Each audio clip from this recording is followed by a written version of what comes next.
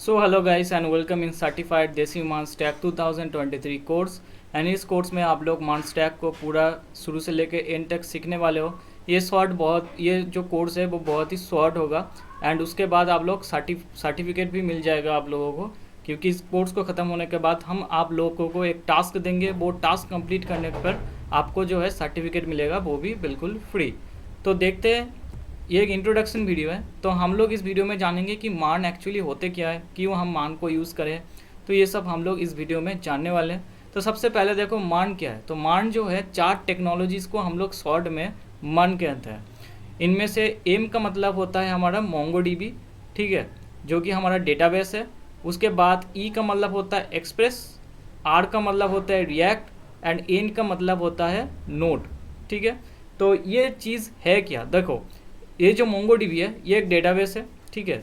Node JS और express JS जो है वो हमारी बैकएंड करने में काम आएगा, एंड रिएक्ट जेएस जो है वो हमारी फ्रंट एंड में काम आएगा। ओके, तो इसके बाद देखेंगे कि व्हाई वी यूज़ मान स्टैक, हम लोग मान का यूज़ क्यों करें। तो सबसे पहले जो बेनिफिट है मान का वो है जावास्क्रिप्ट। पूरा जो मान स्टैक है मतलब कि पूरा फुल स्टैक वेब डेवलपमेंट आप सीख रहे हो with the help of JavaScript. आपको जावास्क्रिप्ट को छोड़ के कोई भी और प्रोग्रामिंग लैंग्वेज पे फोकस नहीं करना है। बेसिक वेब डेवलपमेंट के लिए तो आपको जावास्क्रिप्ट सीखना ही पड़ेगा, तो क्यों ना आप पूरा full stack web development JavaScript से ही करो, ठीक है। सेकंड है वेब ऐप में जो है हम लोग वेब ऐप क्रिएट करते हैं। तो मान में हम लोग रिएक्ट यूज़ करते हैं, रिएक्ट यूज़ करके हम लोग वेब एप्लीकेशन क्रिएट करते हैं। अब वेब एप्लीकेशन क्या होता है कि यहाँ पे आप कोई भी पेज पे जाओ वो पेज रिलोड नहीं होगा, ठीक है, वो पेज रेंडर होगा। एंड इसके बारे में हम लोग और ब्रीफ में जानेंगे जब हम रिएक्ट सीखेंगे। उसके बाद है नो एसक्यूएल डेटाबेस। तो हम यहाँ पे जो है मोंगोडीबी यूज़ कर रहे हैं। तो मोंगोडीबी एक नो एसक्यूएल डेटाबेस है। मोंगोडीबी डेटास को as a JSON format save करता है। तो हम लोग यहाँ पे एसक्यूएल का यूज़ नहीं कर रहे हैं, और जिसके वजह से क्या हो रहा है कि हमारा जो वर्क है वो बहुत ही फास्ट होता है, क्योंकि हम लोग एक तो पहली बात जावास्क्रिप्ट के यूज़ करने वाले हैं, दूसरी बात जो डेटाबेस हम लोग यूज़ करने वाले हैं वो नो एसक्यूएल डेटाबेस है। तो हम जो वर्किंग करते हैं वो बहुत ही फास्ट होता है compare to other tech stacks. Okay, next है जॉब्स। जो मान में जॉब्स है वो बहुत ही ज़्यादा जॉब्स है। आप प्रोडक्ट बेस्ड कंपनी से लेके छोटे स्टार्टअप तक सब लोग मान यूज़ करते हैं। सब लोग नहीं कहूँगा, मोस्ट ऑफ देम मान का यूज़ कर रहे हैं। तो मान में जॉब्स जो है बहुत ही ज़्यादा है। अगर आप लोग उठा लो as compare to other technologies, मान में सबसे ज़्यादा जॉब्स है। उसके बाद है 3 टायर आर्किटेक्चर। तो मान स्टैक जो है वो 3 टायर आर्किटेक्चर को फॉलो करता है।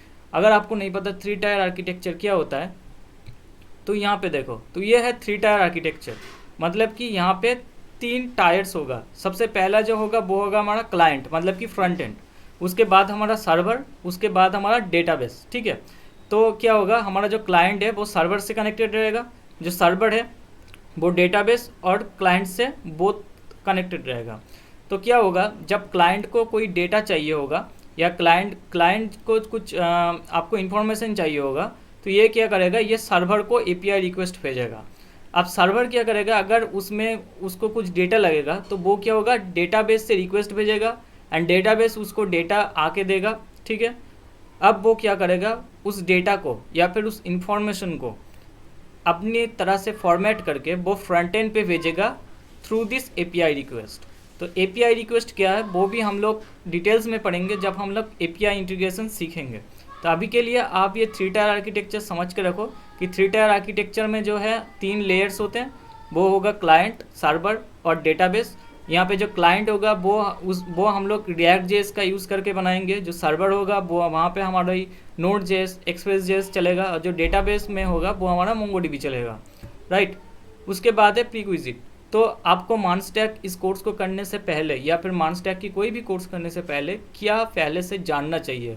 तो आपको HTML, CSS और जावास्क्रिप्ट आना चाहिए। ये बेसिक्स जो है आपको आना चाहिए। HTML, CSS तो आना चाहिए एंड जावास्क्रिप्ट का बेसिक्स आपको आना चाहिए। उसके बाद जो एडवांस जावास्क्रिप्ट है वो हम इस कोर्स में कवर करने वाले हैं, तो उसका टेंशन नहीं लेना। अगर आपको ये तीनों चीज़ें आता है तो आप इस कोर्स को करने के लिए तैयार हो। अगर ये वीडियो अच्छा लगा तो वीडियो को लाइक करो एंड कोर्स को ज्वाइन करो। उसके पहले सब्सक्राइब बटन को ज़रूर हिट कर देना। चलते हैं और मिलते हैं आपसे नेक्स्ट वीडियो में, तब तक के लिए गुड बाय।